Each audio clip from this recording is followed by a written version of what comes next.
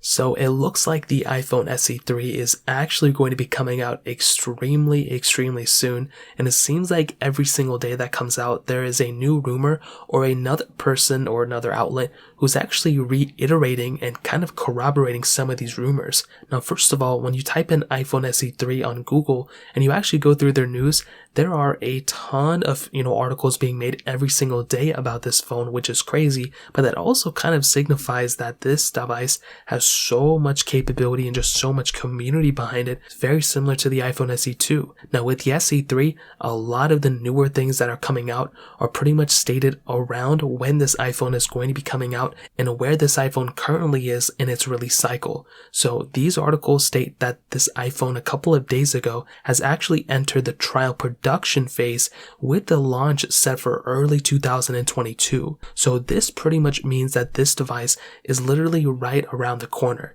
This phone is going to be released probably sooner than later, and from everyone saying everything, I think it's almost going to be exactly the same time frame like when the iPhone SE 2 came out in 2020. So realistically, this phone is probably going to be coming out around that April, March timeframe. I think end of March, early April. That's when this device is probably going to be announced, and we're going to start reviewing it and start comparing it probably in April, which is going to be amazing. And that's probably going to be a lot sooner than later. And the funny thing is, I don't think there's going to be a lot of competition for this device. The main competitors in 2020 was the OnePlus Nord and the Galaxy S20 FE, to be honest. Now, it's kind of in this mixed bag where it's still a smaller phone. Those other devices have started to go up in value a little bit, but if Apple still maintains this at that $399 price tag, I think that's going to be a pretty decent spot for people to go and look at this phone and probably pick it up. Now, personally, I think $399 is still over, the price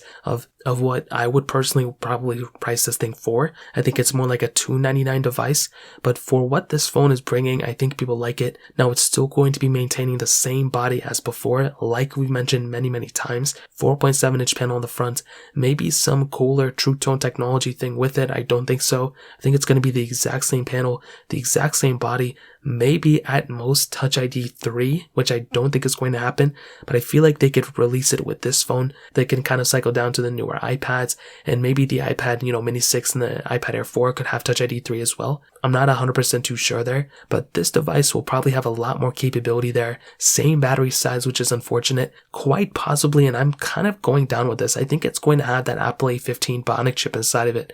I don't see why they would put the A13 or A14 chip. The A14 and A13 are just so close to one another. I think they're going to go full out and probably put in that A15 chip if I'm going to be completely honest. Now, on top of that, I think this device is still going to maintain pretty much every single other thing about this phone, including the camera. Maybe it'll have the cinematic mode, but even that is kind of going too far. I truly do think it's probably going to be very basic and probably more similar to the iPhone SE 2 than most people even realize. So in terms of that pretty much covers it up. If you guys have any other questions or anything like that, let me know in the comment section below. Hit the like button, that would mean so much, but definitely hit that subscribe button. More importantly than everything else, I love every single one of you guys. Hopefully I'll catch you guys in the next video. Peace out till then.